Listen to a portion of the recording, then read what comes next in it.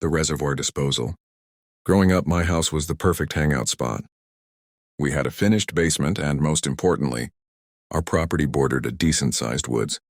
If you walked through it, you'd hit a dirt road, and on the other side was the reservoir, my childhood sanctuary.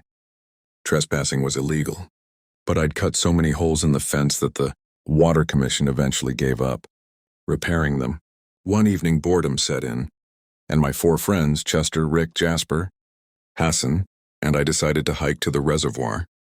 We started on a cliff face, our usual spot, but decided to walk all the way around to a smooth, far section we called the beach. About 20 minutes into our walk along the far side, Hassan quietly pointed into the distance. We all froze. Something was moving toward the water, much further down the bank. As the dark figure emerged from the woods, we realized they were dragging something heavy, a large black garbage bag. Given that a few bodies had been found in that reservoir over the years, we instantly feared the worst. We watched in stunned silence as the figure reached the water's edge and knelt over the bag. It was the perfect time to slip away while he was distracted, but then Chester gasped. 3 more figures emerged from the woods. 2 were dragging more bags, and the 3rd was carrying a kayak over his head.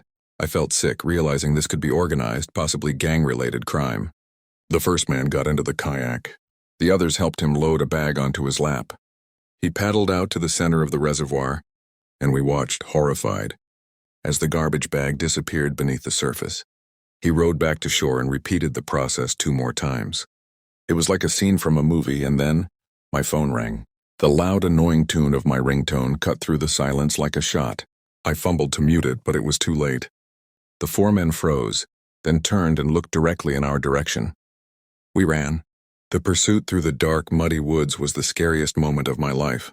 We ran back to the fence, and in my panic, I couldn't remember where the hole was. My friends started panicking as I frantically traced the chain-link barrier. Rick finally spotted it just a few feet ahead. As I helped Chester through the opening, we heard the unmistakable sound of a tree branch being snapped not far behind us. They were closing in. We sprinted all the way back through my backyard. Hassan immediately called the police and reported everything. We knew we'd get heat for trespassing, but we didn't care.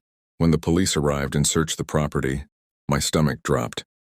They found a set of muddy footprints leading up to, but not over, my backyard fence. They weren't ours. The criminals had followed us to the edge of my property. The police found no one hiding and left, promising to keep us updated. To our surprise, they were true to their word. A few days later, they fished 3 bodies out of the reservoir. It became a huge news story.